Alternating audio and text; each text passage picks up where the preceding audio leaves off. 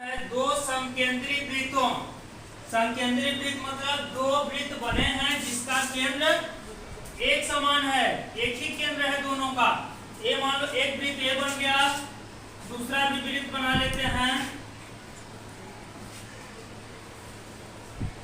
ये हो गया दूसरा वृत्त। इन दोनों वृत्त का केंद्र समान है, ये समान हो गया।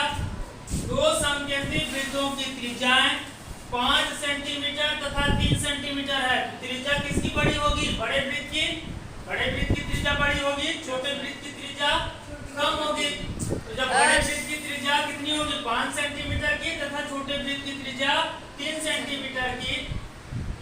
बड़े वृत्त की उस जीवा की लंबाई ज्ञात कीजिए जो छोटे वृत्त को स्पर्श करती है। जीवा की लंबाई ज्ञात करना है जो छोटे वृत्त को क्या कर रही हो? स्पर्श कर रही हो। तो यहां से एक ये हो गया, छोटे वृत्त को स्पर्श कर रही है। इस जीवा को मान लेते हैं कि ये बी है। क्या है? A B. ऐसी जीवा हम इधर से भी खींच सकते हैं, इधर खींच सकते हैं और ऊपर में भी, क्योंकि स्पर्श है, स्पर्श कर रही है। और बड़े वृत्त की क्या है? जीवा है। जहां पे मिल रही है इसका कुछ नाम लिख दो। मान लो कि ये है यम। क्या है? अब 5 सेंटीमीटर इसकी त्रिज्या है, तो त्रिज्या यहां से लेकर केंद्र से परिधि तक की दूरी ये त्रिज्या कहलाती है 5 सेंटीमीटर की। इधर भी खींच सकते हैं, कोई दिक्कत नहीं है। इधर भी, ये भी तो त्रिज्या ही है। त्रिज्याएं क्या होती हैं? बराबर होती हैं। इसके बाद तथा 3 सेंटीमीटर त्रिज्या किसकी है? छोटे वृत्त की। ये छोटा वृत्त की त्रिज्या यहां से यहां तक की दूरी त्रिज्या होगी। केंद्र से छोटे परिधि तक की दूरी ये कितने की है? 3 सेंटीमीटर। यहां तक सबको समझ में आ गया? अब हम क्या करेंगे, यहाँ पे देखो इधर भी 90 डिग्री का कोण बन रहा है, इधर भी 90 डिग्री का। तो हम कौन सा समकोण त्रिभुज ले लेंगे? या तो ले लेंगे ओ एम बी या तो ओ एम ए। किसी भी त्रिभुज को लेके चलेंगे आ जाएगा। तो हम यहाँ पे लिख लेंगे पहले दो समकेंद्रीय वृत्तों का केंद्र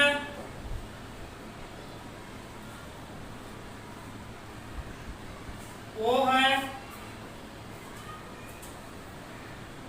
AB स्पर्श रेखा है,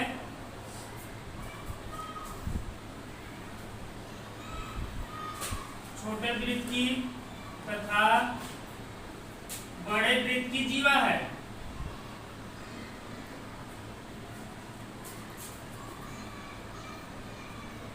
ये देखो, छोटे वृत्त की क्या है?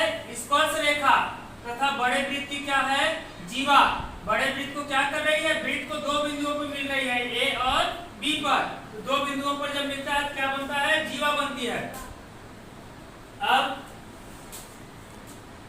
बड़े वृत्त की त्रिज्या, बड़े वृत्त की त्रिज्या OB बराबर OA, दोनों साइड का ले सकते हैं। कितना है? 5 सेंटीमीटर। छोटे वृत्त की त्रिज्या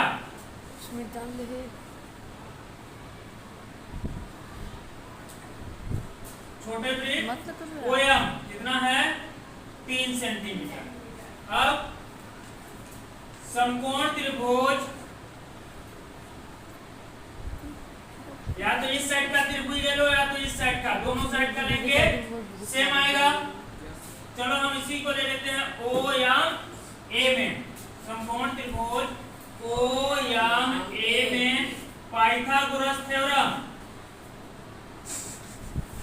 पाइथागोरस प्रमेय से, इससे पाइथागोरस प्रमेय से। पाइथागोरस प्रमेय क्या होती है? कर्ण का वर्ग बराबर लंब का वर्ग प्लस आधार का वर्ग। आधार का वर्ग। कर्ण इसका दिया गया है, क्या है? OA। OA का वर्ग बराबर लंब कितना है? OM का वर्ग प्लस आधार कितना है? AM का वर्ग। अब ये है 5 का वर्ग बराबर 3 का वर्ग प्लस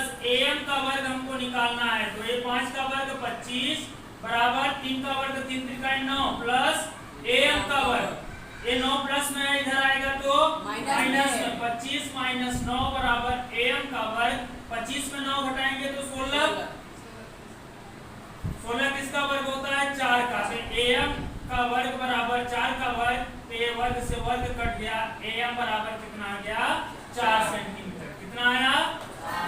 अब am कितना है, देखो पूरा जीवा नहीं है, जीवा की आधी लंबाई है, क्या है आधी लंबाई, और आधी लंबाई इधर है, तो जब इधर का सेम चित्र है, इधर का आया 4 सेंटीमीटर, तो इधर का भी कितना होगा 4 सेंटीमीटर का, तो bm भी कितना होगा 4 सेंटीमीटर का।